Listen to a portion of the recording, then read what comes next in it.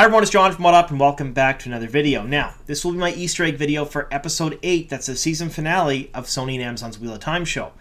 Now, this was a pretty polarizing episode for the fans. A lot of people loved it, a lot of people hated it, but there is one thing that everyone can agree on. There was a lot to unpack here. So we're going to go through and find all the Easter eggs we can. Now, by no means will this be everything. I'm going to miss some things. So if I do miss something, let me know in the comments down below. And I'm going to do a big giant Easter egg video for the entire first season sometime later on. So anything that I miss, make sure you let me know. Now, if you're new to the channel and you don't know what I do here, I cover Wheel of Time show news, so anything and everything to do with the Wheel of Time show, that's what I do.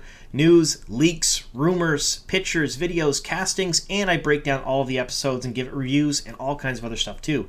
I'm putting out a ton of Wheel of Time content right now, at least a video every day, so if you like that sort of thing, make sure you subscribe. Now, this being an Easter egg video, we do have a spoiler warning, so spoiler warning, in this video I'm going to talk about certain elements of episode 8, that's the season finale of Sony and Amazon's Wheel of Time show. So if you haven't seen the entire first season of the show, be forewarned, I'm going to ruin and spoil things from every single episode. Also, if you haven't read every single book of Robert Jordan's Wheel of Time series, that's book 1 through 14, The Eye of the World to A Memory of Light, I'm going to ruin certain things from every one of those books as well. So be forewarned, if you haven't read the series, you're going to learn some things you didn't know. Alright, all of that being said, let's get on to the video. Alright, so now we're going to talk about some Easter eggs. I know it was a pretty polarizing episode. I mentioned that in the intro. A lot of people loved it. A lot of people did not. But we're not going to discuss that in today's video. Leave that for my review, which is coming in the next couple of days. And I think you'll be surprised at what I have to say. So make sure you do not miss my review when it comes out. What we're going to do is we're going to walk through the episode. We're going to pick up a couple of different things here and there. Some of these things came from eagle-eyed fans who sent them to me. Other ones I picked up myself. And again, by no means this will be everything, but we're going to talk about some things that are happening here. I'm going to speculate on some things because, let's face it, not everything in this particular episode is explained in the books. So we're going to speculate on some of this stuff. First thing we're going to speculate on is this. So in the initial opening of the video, or the episode, we have this. We have Lews Therin over the left there. First one I mentioned that he has a sort of a dragon pin on him, and he's named the Dragon Reborn in this. So obviously they already know that the cycle is happening and the dragon keeps coming back. But the pin is a nice little nod to that when they call him the Dragon Reborn. But what I want to talk about in this particular scene is what's on his left hand there. He has sort of a, it looks like a rubber band. I guess a rubber band Ingriel, Sangreal, Terengreal, I don't know what it is, but he has it, Latra has it, and then later on in the end of the episode, Ishamael has it as well. Now, my first thought was, well, when Latra and Lews Therin had it, maybe it's their version of the Aes Sedai ring, because during the Age of Legends, Aes Sedai were both men and women. But then I thought, well, Ishamael would not have that on his hand. It just would not be a thing, because when they became the Forsaken, they basically forsook everything they stood for, including being an Aes Sedai, and some of them hate being called that. So I don't think it's a ring, but I do think it might be a personalized Ingriel, quite possibly. I don't know. Let me know what you folks think in the comments down below. Again, this one is pure speculation. I noticed that it did happen to be on all three of them, and they're all from the Age of Legends. So I believe it's something common to all Aes Sedai. I don't believe it's a symbol of being an Aes Sedai, but I think it has something to do with the power. That's my thoughts anyway. Let me know what you think in the comments down below. Now we're going to talk about this. So these are the 7 Towers of Malkir. We see these as Rand and Moiraine are making their way through the Blight to the Dark One's prison in the show. In the book series, something a little different happened. Everyone was going to the Eye all together, and they camped outside of this around some lakes, some famed lakes. And Lan and Nynaeve had a very, very heartfelt conversation. In fact, it was this conversation here that almost lifted page, or word for word, from the page to the show. And in the show, there was this scene, and then this one immediately following it. I don't think it's a coincidence they cut them that way, because this scene happened in the Blight when they were near the lakes, when they could see the towers far off in the distance. So I think that's a nice little nod to the book readers, showing that while they aren't doing it exactly the same way, they are little nods to the actual story that's happening near the end of the Eye of the World. All right, then we have this. This is something I want to bring up too. Again, this is pure speculation on my part. So we have Ishamael here. He's pretending to be the Dark One. Now, in the book series, we do know that he's basically been driven mad by almost constant use of the true power, which causes his eyes and his mouth to turn into furnaces and his face to be all burned and scarred and stuff. It's the last stages of true power addiction. Including insanity. So he really does believe he's the Dark One at this point. However, this kind of looks like it was an illusion put on by Ishamael in the show, because if you look at it, that is a mask. It is 100% a mask. It has designs, perhaps tattoos all over it. And you can see it a bit better here when he pushes the arrow into his eye. You can see all those tattoos and designs on it. I couldn't really truly make out what they were. I think this is something that may be revealed later on to us, perhaps in some extra material, perhaps in some bonus stuff. I don't know exactly. But I want to hear your folks' thoughts on that down below in the comments. What do you think those tattoos mean on his mask? Because essentially it is a mask, because he turns back into regular Ishamael, which doesn't happen until far later on in the series. So he basically thinks he's the Dark One in the first 3 books. So I want to know what's up with the mask. Maybe it means something. And if you folks know, let me know in the comments down below, because I couldn't find any meaning for it. Now there's this. This is almost directly lifted from the books as well. So this is a nod to a scene that did not happen in the first episode. So there was a scene in the first episode, a scene that a lot of people thought would happen in the first episode, which is Lan remarking on his heron-marked blade, Rand's heron-marked blade. And he asks where he got it, and he said, my father, and he said, there's 2 shepherds from the 2 rivers of the heron-marked blade.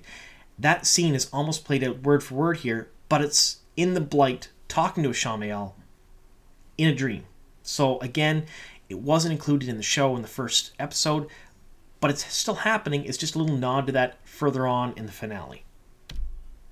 So here you go here. I included this one here. Where did he get this? From my father. Now, when he said from my father, another little nod to book readers is this: your father's been dead a long time, boy. This goes right to the fact that they haven't truly really explained anything to just show watchers yet about Rand's parentage. We know that he was born on the slopes of Dragon Mount. We know what's going on there. We assume, if you have no prior knowledge of the books, that Aiel is his mother. We think so. It hasn't really truly been said right out, but it's heavily implied through a bunch of scenes and through Min's visions.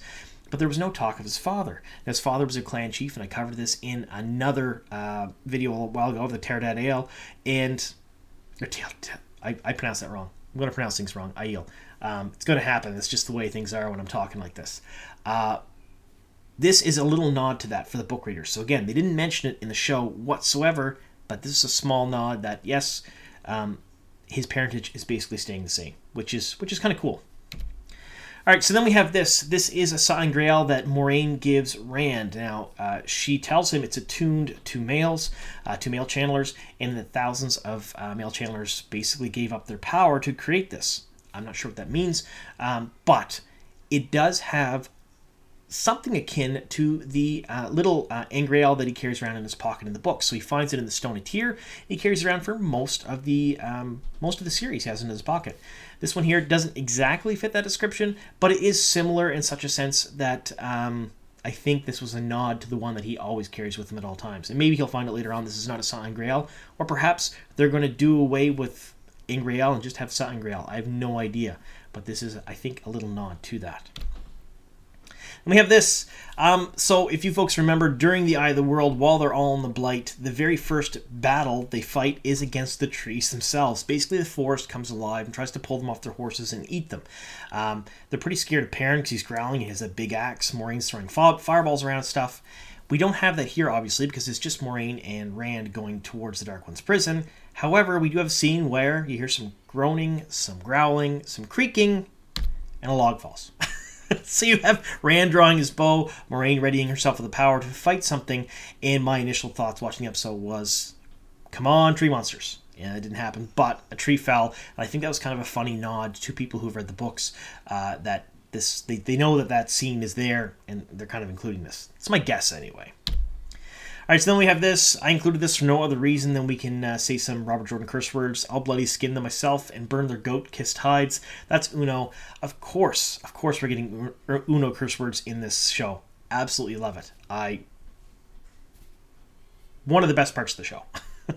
So you'll hear it in my review, of course, but so you have Lady Emelisa and Thomas, they're acting, and of course Guy Roberts acting in this particular episode, along with Fane, the actor who portrays Fane, were my absolute favorite parts of the episode. But this, I had to include it because I love Uno. Now this is a huge nod and a swing and a miss, in my opinion. So here we have Amir Chandra Patel, who was originally cast as Ingtar. Now we know that because his CV said that he was cast as Ingtar. He said his lines as Ingtar. He was on set as Ingtar. However, when there was not a whole lot of talk about season 2 at that point, he was offered a lead role in Disney Plus's Willow series that will be premiering sometime in the next year or so. And of course, with nothing to tie him to the show, really, no contracts, he jumped on that role. He went over there and he's playing Willow, so they kind of had to recast him. So we've seen a casting for Ingtar for season 2 because Ingtar is, I believe, heavily featured in season 2. Now, there's going to be a whole lot of I believes and I guess and maybes because I'm trying to base the second season on the books, and there's going to be some changes. It's just given, considering how much was changed in the first season. Second season's going to be changed as well. But I believe they're probably still going to have Ingtar chase the horn. And this year, their Dark Friends Inside Our Walls, said by the person who played Ingtar, if he was still Ingtar, that would have been a very powerful nod and line to book readers. Although, for those of the fandom that know he used to play that role before they kind of shuffled things around and recast him, it's still kind of a nod to the character he did play, which I thought was very neat.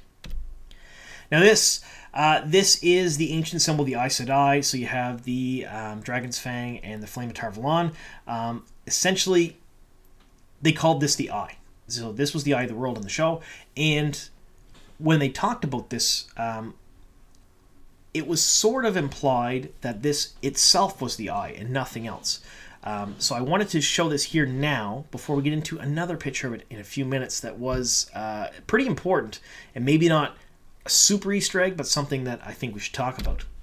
So then we have this, another nice little nod to the book fans. You see Rand seeing images of Lews Therin. So he goes down here, he recognizes this place. He actually sees Lews Therin. He hears him talking. He can read some of the inscriptions that are going on here. This is all of Lews Therin's memories bleeding into his head and the beginning of the madness. Now remember, he has been channeling throughout the entire season, rather than just the one or two instances. I believe we're going to go back and we're going to see more of him channeling throughout the season as flashbacks, or maybe even he'll talk about it, because I think he was healing Mat the entire way to Tar-Valon. It was heavily implied that he was, because Mat shouldn't have made it as far as he did. Maybe Mat was the show's Bella. We don't know. But this is the beginning, I believe, of the madness of him starting to see Lews Therin. So nice little nod to the book readers. So this is interesting. The subtitles misspell the name, but this is Joya. Now, Joya is Rand and Egwene's daughter from a mirror world version of the wheel when Egwene takes her accepted test. So when she goes into the accepted, to take her test for the accepted, they basically hop through what's believed to be a bunch of different mirror worlds, or different worlds in the world of dreams. It's not really truly known to people inside the books when they do it, and there's a whole lot of extra source material that talks about it and theorizes on things, but essentially this is a scene lifted from that. So when she goes through here, she's with Rand, they have a baby, this is the baby's name, and it's pretty interesting that we're seeing this now rather than when she goes through the test for accepted. So I'm wondering if they're going to completely change the test for accepted, cut all of this out, and it'll just be like, here's your ring. Maybe, I don't know, but they did include this as a little nod to the book readers, and when we were told there were scenes from book 2 and book 3, I think this was one of those scenes, because Egwene's test for accepted does not happen in the Eye of the World. Pretty neat, though. And we have this. I wanted to include this because if you were quick to watch this scene, you're going to notice a couple of different things. I do want to preface this by saying Rafe has since given an interview where he basically implied that Moiraine was stilled in this episode. That's what he implies. Now, whether or not they're going to have Nynaeve come back and heal her early to advance her plotline further on, I have no idea. But I don't know if it's a red herring or not, because when I watched this, I seen this. It essentially looks like a giant shield wrapping itself around her. She's being shielded, and then Ishamael does that little, the finger tutting with his hand with that rubber band Grail, I guess I'm going to call it, and it looks like he's tying a knot. My guess when I first watched the episode, and the second time, and the third time, I've watched it 4 times now, was that he basically shielded her and put such an intricate knot on there that she can sense the power, she can see it, but she can't touch it. And there is precedent for that in the books. It does happen later on. So I'm wondering if maybe that's the case, and they're kind of saying she's still to throw us off. I have no idea, personally. Let me know what you folks think in the comments down below about this, because I'm not quite sure what this scene was. All right. And here we go. Here's a screenshot of her talking about it. You can't quite touch it. That is a line lifted straight from the books when someone is shielded and the shield is tied off. That way they can't actually use the power, but they can sense it at all times. Again, stilling is sort of the same, but this was a line that was lifted straight from the books, pretty much word for word, when someone had a shield tied off on them. So, kind of supporting my theory, even though the showrunner's saying different. I don't know. Maybe he knows better than me. Of course he does. He's a showrunner. So then we have this. This is a complete callback to Book 14, A Memory of Light, which blew my mind. I'm surprised they added this in so very early. It is a callback to Rand's special power, his ability to remake the world in his own image when he's fighting the Dark One. And that's a central plot line for the last battle. Essentially, he can make the world all light and it's terrible, or he can make the world all dark, it's terrible, or there's some sort of balance where he locks the Dark One away using a balance of powers and all kinds of other things happen. I mean, I'm not going to talk about it too much because that's a philosophical conversation that could last for hours, realistically. But it's all about balance. And here, they're introducing this idea, this concept, in the season finale of Season 1. Right away, rather than a sword fight and, killing a couple Forsaken or using the power here, they're talking about elements that are going to happen in the very last battle in Tarmangaddon. So I'm wondering if they're setting it up this early. It's quite possible. So, all right, so then we have this. This is Lord Agelmar, and this is when he gets speared through the chest. Now, when he gets speared through the chest, a lot of people were very upset because he's dead. I don't think he's dead, because there was a whole lot of talk earlier on about his father's armor protecting him and his father. Protecting his father and his father's father in hundreds of battles. And he says, I need my own armor to protect me today. I think that line was left in there and that callback was left in there specifically because I think he's protected here. I think he lives through this. Now, that spear does look to be entering his chest. I don't see any blood. He's still completely awake. He's mobile. He looks angry, if more than anything else, at the Trolloc that's coming in through the window slit there where they're shooting crossbow bolts out. So I'm thinking he lives through it. Now, Rafe the showrunner's already come back out and said a couple of different people have lived, including Loyal, so we don't have to worry about Loyal dying. However, I think, this wasn't mentioned, but I think he does live through this, and we will see Lord Agelmar again, because he is really important later on. I'd be shocked if they killed him off. All right, so then we have this. This, again, call out to book fans, pretty much, because they talk, this is the Horn of Bloody Valir, lad. And then they explain right afterwards, it's to call the dead heroes of the wheel to come back and fight for, in Tarmangaddon, and the dragon needs it. A really hasty, kind of terrible explanation for just pure show watchers. They have no idea what that is. They have no idea what that means. I think, personally, that was left in there as a tidbit, just to call out to book fans, so we can go, I know what that is, and that's my take on that anyway. This year, when you have Lady Emelisa, Nynaeve, and Egwene, along with the two other unnamed characters, like the featured extras, fighting the Trolloc Horde, they form a circle. And this here is basically, I thought this was kind of cool. They showed them from above like this, and they're actually in a circle. So I don't believe they call it a circle anywhere in the books. They just say, link with me, sisters, and whatnot. I don't believe the word circle is ever used. Correct me if I'm wrong in the comments down below, because I may be forgetting that, but I don't think it was actually used. So I think this is a nice little nod to the book fans, showcasing the fact that they are in a circle, because they're standing in a circle and the power's flowing around them in a circle, so it's kind of neat. I like that anyway. I mean, it looks a little bit more like a star, but they're standing in a circle. So then we have this. This is people burning out in a circle. So this isn't an Easter egg so much as a complete rework and change of how the magic works in the show. I'm going to cover this in another full video later on, how I think they're going with this. But essentially, I just wanted to throw this in here because they're showcasing that you can burn out while in a circle, that you can draw or choose how much you're drawing while you're in a circle. There's a bunch of different little changes here that have massive, absolutely massive ramifications for later on in the series. And no one but book fans would know anything about this, so it's not truly an Easter egg, but it's more of an aha. This is a big change moment, so I wanted to just showcase this just for a second.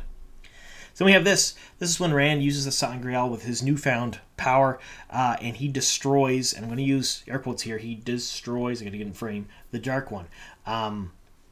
He's smiling as he kind of goes away. I don't think he destroyed the Dark One. Of course not. Ishamael lives till the end of book 3 when he's actually killed by Rand. So I think here what he's actually done is he's broken the seal, so to speak, allowed some of the Forsaken free, including Ishamael, has actually released him so he can, be out and about in the world again. And I mean, if that isn't a smirk as he's being destroyed, I don't know what is. All right, so another thing I want to mention here is this is a bat. So, yeah, it's a bat, John, yes. Perrin is kind of drawn away by this. He gets frightened by this. It's a bat before Fane shows up with the two fades.